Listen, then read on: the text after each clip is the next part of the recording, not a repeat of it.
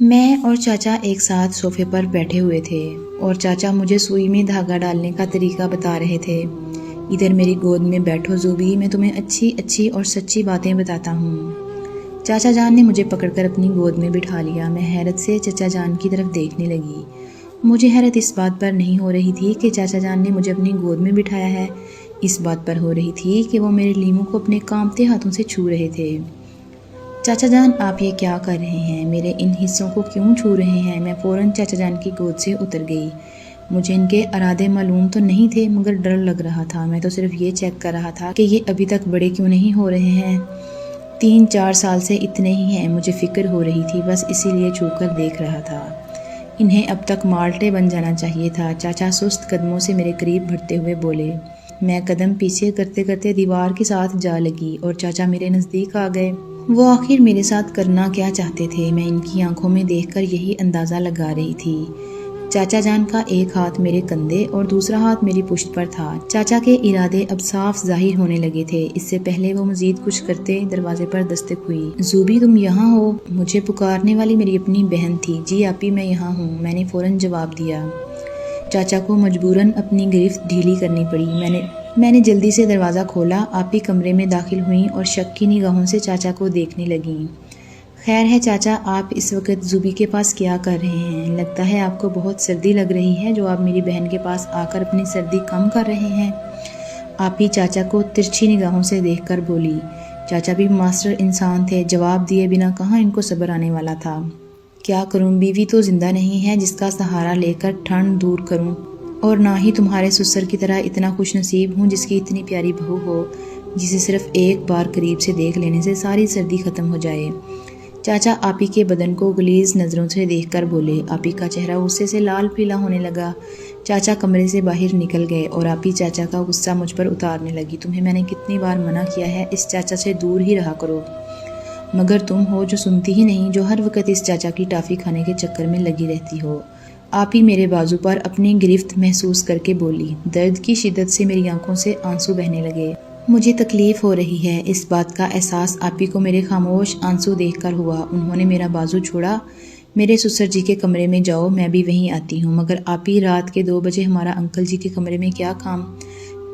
میں سامنے لگی گھڑی پر وقت دیکھ کر بولی۔ چاچا جی کے ساتھ رات کے اس وقت کمرے میں بند رہ سکتی ہو، تب تمہیں کوئی مسئلہ نہیں ہو سکتا، اور میرے سسر کے پاس جانے میں تمہیں وقت کی فکر ہونے لگی ہے، آپی نے غصے سے کہا اور مجھے بازو سے پکڑ کر اپنے سسر جی کے کمرے میں لے آئی۔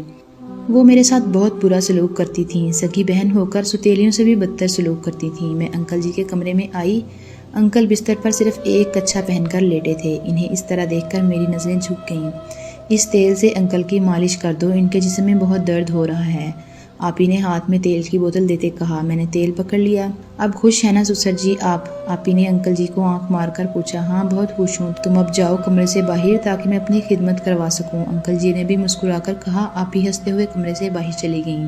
ادھر بیڈ پر میرے اوپر بیٹھ جاؤ، انکل جی نے میرا ہاتھ پکڑ کر کہا۔ جی انکل، اس کی بات پر چونک کر ان کی جانب دیکھنے لگی۔ میرا مطلب ہے میرے ساتھ بیٹھ جاؤ، کہتا کچھ ہوں منہ سے نکل کچھ اور جاتا ہے، انکل جی نے ہنستے ہوئے کہا۔ میں اچھا کہتے ہوئے ان کے پاس بیٹھ گئی اور ان کے پاؤں پر مالش کرنے کے لیے تیل لگانے لگی۔ انکل، آپ کے بدن پر تو پہلے سے ہی تیل لگا ہوا ہے، ارے تم لگا دو، تمہاری بہن کو کہا تھا کہ مالش کرو، مگر اس سست لڑکی سے کوئی کام نہیں ہوتا، 5 منٹ بعد ہی تھک جاتی ہے، اس سے اچھا تو میرا کانٹا ہے جو آدھا گھنٹہ آرام سے کھڑا رہتا ہے، بڑی ہو گئی ہے اب وہ، انکل جی نے ناک چڑھا کر کہا۔ میں ان کی مالش کرنے لگی۔ انکل جی آپ کا کانٹا کون سا ہے؟ مجھے کانٹے کی سمجھ نہیں تھی، اس لیے انکل سے پوچھا۔ انکل میری بات سن کر ہنس پڑے اور کہنے لگے، میں تمہیں سب بتاتا اور سمجھاتا ہوں، انکل نے کہا، اور میں ان کی مالش کرنے لگی۔ میں انکل کی مالش کر رہی تھی اور انکل کا ہاتھ میری کمر پر تھا۔ وہ بار بار اپنا ہاتھ کبھی اوپر کرتے تو کبھی پیچھے کرتے۔ ان کی یہ حرکت مجھے بہت عجیب لگ رہی تھی۔ میرا ہاتھ جب اوپر کی طرف آیا تو انکل نے بھی اپنا ہاتھ میری کمر سے ہٹا لیا اور پھر اپنے کچھے سے اپنا کانٹا باہر نکالا۔ انکل کا کانٹا سکڑا ہوا تھا، مجھے دیکھ کر ڈر نہیں لگا۔ زوبی جی میرا کانٹا ہے، تم اس کی اچھے سے مالش کر دو، مالش نہ ہونے کی وجہ سے یہ بہت کمزور ہو گیا ہے۔ انکل جی نے میرا ہاتھ اپنے کانٹے پر رکھا، میں نے بھی ہاتھ میں پکڑ لیا۔ انکل جی کے کانٹے کی مالش کرنے لگی۔ مالش کے دوران انکل لمبی اور گہری سانسیں لینے لگے۔ میں گہری نظروں سے انہیں دیکھنے لگی۔ میں مالش کانٹے کی کر رہی تھی مگر میری نظریں انکل کے چہرے پر تھیں۔ وہ کبھی دائیں ہوتے تو کبھی بائیں پلٹ جاتے۔ میں نے جب ایک نظر اپنے ہاتھ میں اٹھائے کانٹے کی طرف ڈالی تو میری آنکھیں حیرت سے پھٹی کی پھٹی رہ گئیں اور کیوں نہ پھٹی، انکل کا کانٹا بڑے سے بھی بڑا ہو گیا تھا۔ میں پہلی مرتبہ ایسا کانٹا دیکھ رہی تھی۔ انکل یہ اتنا بڑا کیسے ہو گیا ہے؟ میں اب کی بار انکل کی طرف دیکھ کر بولی، یہ ابھی اور بڑا ہوگا زوبی، تم بس مالش کرتی جاؤ، انکل نے بے قرار ہو کر کہا۔ میں خاموش ہو گئی تو وہ کہنے لگے، اس کانٹے میں بہت پانی ہے، اگر تم اسے پی لو گی تو جلدی بڑا ہو جائے گا۔ انکل نے مجھے ایک نئی کہانی سناتے ہوئے کہا، مگر کیسے انکل؟ میں پھر سے ننھی گڑیا بن کر بولی۔ اسے لالی پاپ سمجھ کر کھانا شروع کر دو۔ انکل کی اس بات پر میں چونک پڑی۔ میں کیسے اسے کھا سکتی تھی؟ نہیں، میں نہیں کھاؤں گی انکل۔ میں نے انکل کا کانٹا ہاتھ سے پھینک دیا۔ وہ برہم ہونے لگے، میرے گھر میں رہتی ہو نا، جیسے کہہ رہا ہوں ویسے کرو ورنہ گھر سے نکال دوں گا۔ انکل کی دھمکی سن کر میں خوف زدہ ہو گئی اور آنکھیں موند کر انکل کے کانٹے کو دانتوں کے درمیان رکھ دیا۔ ایسا کرنے سے میرا دل خراب ہونے لگا تھا اور میں نے کانٹا نکال دیا۔ انکل مجھ پر برہم ہونے لگے کہ میں نے ایسا کیوں کیا ہے۔ ان کی ڈانٹ سن کر میں رو پڑی۔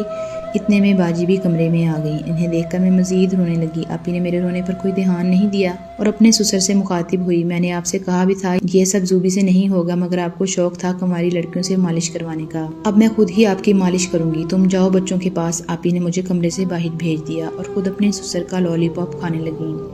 میں آپی کے کمرے میں آ کر سیدھا واش روم گئی اور الٹیاں کرنے لگی۔ میرا دل اب بھی بہت خراب ہو رہا تھا۔ میں فریش ہو کر بستر میں بچوں کے پاس لیٹ گئی۔ آپی کے 2 بچے تھے اور دونوں ہی الگ شکل کے تھے۔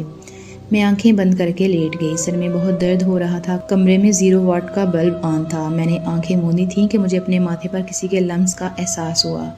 میں نے آنکھیں کھولی تو دیکھا میرے بہنوئی واش روم جا رہے ہیں۔ میں حسرت بھری نگاہوں سے ان کی جانب دیکھنے لگی۔ ان میں ایک عجیب کشش تھی جو میں ان کی طرف خود ہی کھینچی چلی جاتی تھی۔ عامر بھائی جب واش روم سے باہر نکلے، مجھے آپی کی جگہ دیکھ کر حیرت سے مسکرانے لگے۔ زوبی تم ہو؟ مجھے لگا تمہاری بہن ہے۔